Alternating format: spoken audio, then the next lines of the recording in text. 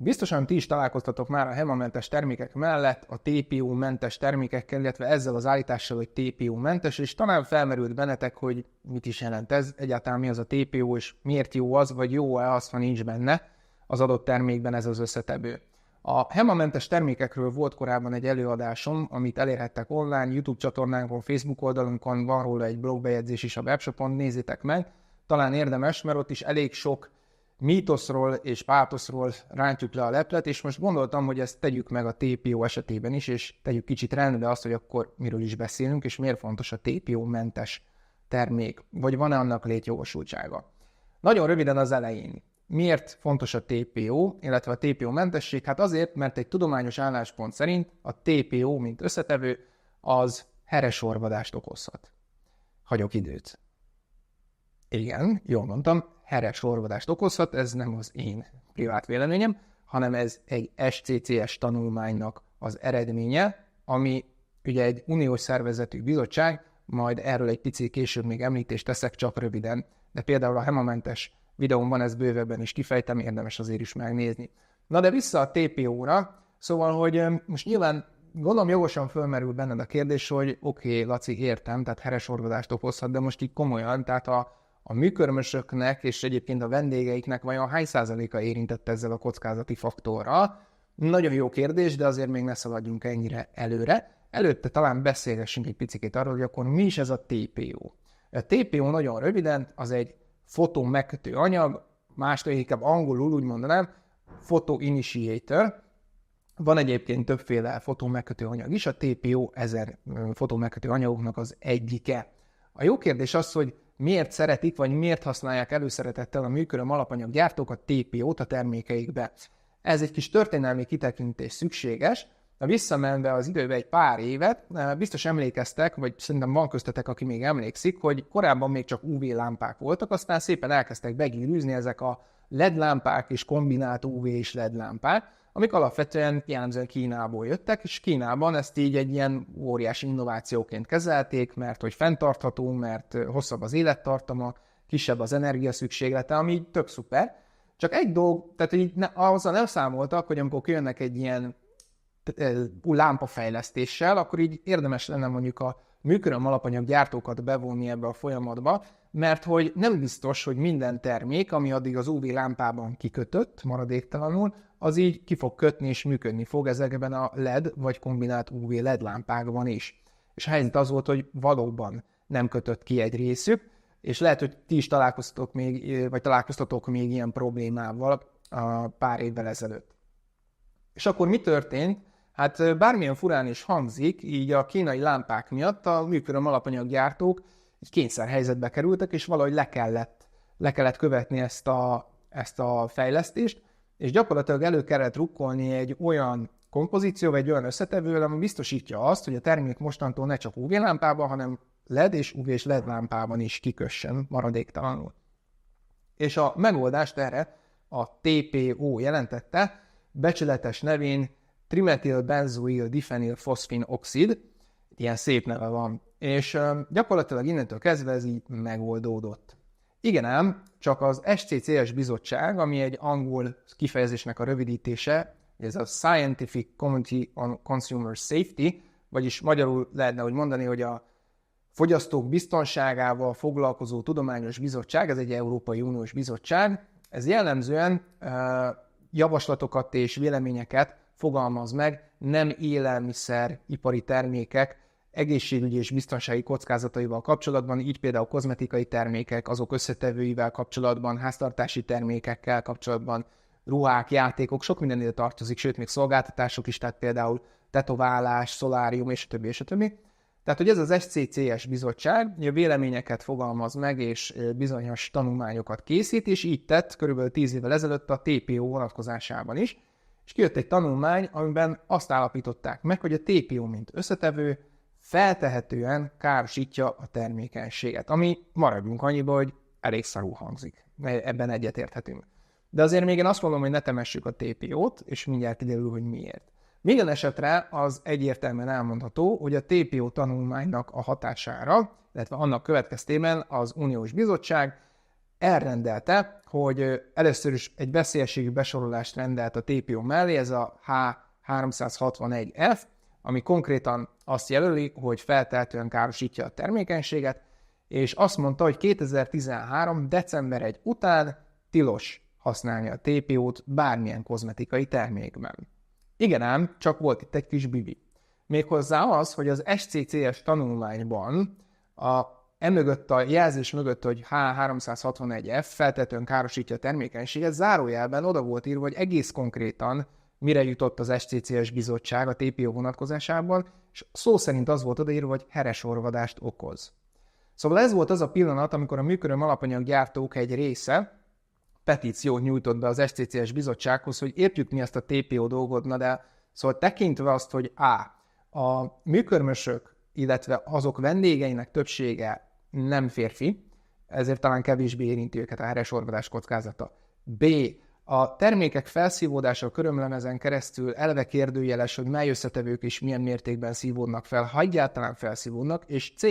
A végterméken belüli aránya a TPO-nak vagy bármilyen fotómegkötő anyagnak nagyon alacsony, hát arra kérnénk a tisztes SCCS bizottságot, hogy vizsgálja már felül csak a műköröm alapanyagok kérdéskörét TPO vonatkozásban, mert hogy így lehet, hogy kivételt képezhetnének ebből a szempontból a teljes korlátozás alól. És hát az SCCS bizottság az volt olyan jó fej, hogy hamar előre vette ezt a petíciót és kérvényt, és 2014. március 27-én már is, tehát egy pár hónappal a tiltás után már is kijött egy 31 oldalas tanulmánya, amiben gyakorlatilag helyt adott ennek a kivételnek, és azt mondta, hogy a műköröm építő termékek esetén továbbra is engedélyezett a TPO használata, nyilván az ABC indokokra való tekintettel, de azt mondta, hogy a TPO-nak a végterméken belüli aránya maximum 5% lehet, ami csak azért vicces limit, mert hogy jellemzően 1% alatt van a TPO aránya, vagy bármilyen fotómegkötő anyag aránya a végterméken, tehát zseléken, géllakokon belül. Úgyhogy gyakorlatilag mi történt? Mondhatjuk azt, hogy sok hű-hó semmiért, nem volt semmi értelme, és amikor TPO-mentes termékekről beszéltünk, akkor ez egy ilyen nagy bullshit volt, mert hogy igazából tök értelmetlen, kivéve, hogyha férfiakon van mondjuk a műköröm, és nyilván 5%-os koncentrációs tartomány fölött, ami eleve lehetetlen, na akkor benne van a pakliba, hogy a heresorvadás kockázatának ki lesznek téve, vagy ki vannak téve. Ugye érezzük, hogy ez egy picikét sártét. Igen ám, de tovább bonyolódott a helyzet, ugyanis tavaly, és ez egy nagyon friss sztori, tavaly 2023 őszén, egész pontosan október 19-én kijött az Európai Uniós Bizottság egy új rendelettel, amiben átminősítette a TPO veszélyességi besorolását a H361F-ről egy újabb veszélyességi kategóriába, aminél viszont már elmaradt ez a zárójeles megjegyzés, hogy heresorvadást okozhat, és csak az volt, hogy károsíthatja a termékenységet. Miért érdekes ez? Mert innentől kezdve a nőket is beemelte gyakorlatilag ebbe a veszélyességi zónába, vagy kockázati zónába. És innentől már nyilván nem annyira vicces ez a történet, az előbbi se volt, csak azért éreztük benne a paradox jelleget. Minden esetre odáig jutott a történet, hogy határidőt is rendelt, 2025. szeptember 1-e után azt mondja ez a rendelet, hogy nem lehet használni TPO-t egyetlen kozmetikumban sem. Más kérdés, és ez az én abszolút szubjektív, privát véleményem, ezt szeretném előre leszögezni, hogy ez az átminősítés szerintem egy picikét ilyen inkább adminisztratív jellegű dolog volt, már csak azért is, mert az átminősítés alapjául szolgáló SCCS tanulmányt, bár én aztán tudom, hol kell keresni, a mai napig nem találtam. Tehát én azt gondolom, hogy ez egyfajta ilyen jogalkotói részről egy adminisztrációs egyszerűsítés, ő eddig azt olvasta ki a jogalkotó, hogy feltehetően károsítja a termékenységet, és ez eddig férfiakra vonatkozott, jobb lesz az, ha kiterjesszük mindkét nemre, biztos, ami biztos, és nem igazán nézett mögé ennek a történetnek. Minden esetre, még egyszer mondom, ez csak az én hipotézisem, szubjektív feltételezésem, de elég erős a gyanúm, mivel tényleg nem találok semmiféle SCCS tanulmányt, ami ezt indokolná, hogy ki kell terjeszteni ezt a szkópot most már a hölgyekre is. De mi abból indulunk ki, és nem adunk teret semmilyen szubjektív feltételezésnek, hogy gyakorlatilag innentől kezdve mindkét nem esetében elmondható, hogy károsíthatja a termékenységet, tehát nem vicc kategória. A jó kérdés szerintem inkább az, hogy most akkor fontos vagy nem fontos, hogy van a termékben TPO.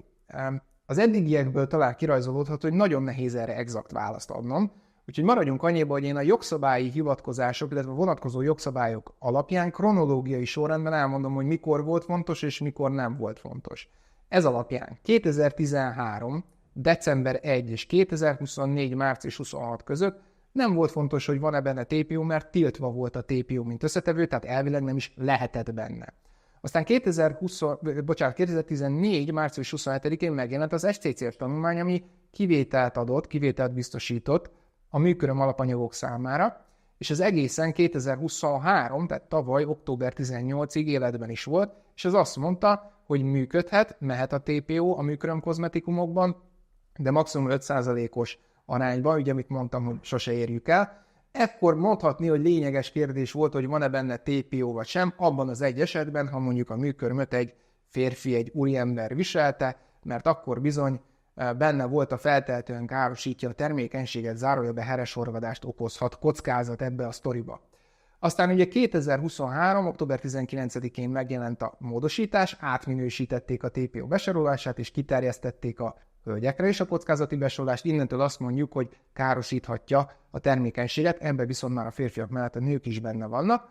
Jelenleg ez van, viszont a TPO használatát nem tiltja jelenleg a törvény, de kitért arra, hogy 2025. szeptember 1 után, és itt már ugye a jövőbe mentünk, tilos lesz használni a TPO-t mindenféle kozmetikumba. Zárójelbe jegyezném meg, hogy a TPO eddigi történetére való tekintettel nem lennék annyira meglepve, ha készülne újabb SCCS tanulmány, és esetleg újra kivételt képeznének a műköröm alapanyagok.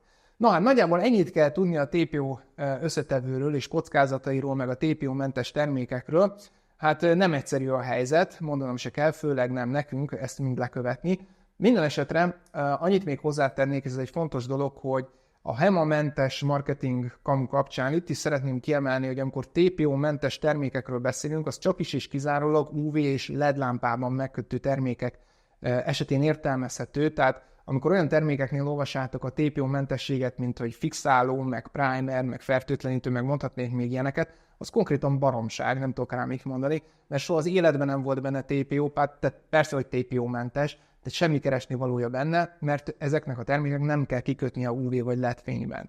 Jó, és egyébként itt is elmondom, mint ahogy a HEMA-mentes videómban, és nem feltételezek senkiről semmi rosszat. Én nem azt gondolom, hogy ez egy aljas marketing húzás más cégek és márkák részéről, hogy TPO-mentességet hirdetnek egy fixálónál vagy bárhol, hanem egész egyszerűen azt gondolom, hogy fogalmuk sincs róla, hogy mi az a TPO, és hogy az egyébként kell-e, hogy legyen termékbe alapból, vagy sem. Aztán mindenki döntse el magának, hogy melyik verzió jobb, hogy konkrétan hülyének nézik, vagy ennyire értenek a termékekhez azok, akik azt gyártják, vagy forgalmazzák, teljesen mindegy ebből a szempontból. De most legalább neked van némi fogalmad, remélem, hogy nem összekavartalak, hanem inkább egy picikét sikerült tisztázni a TPO kérdését.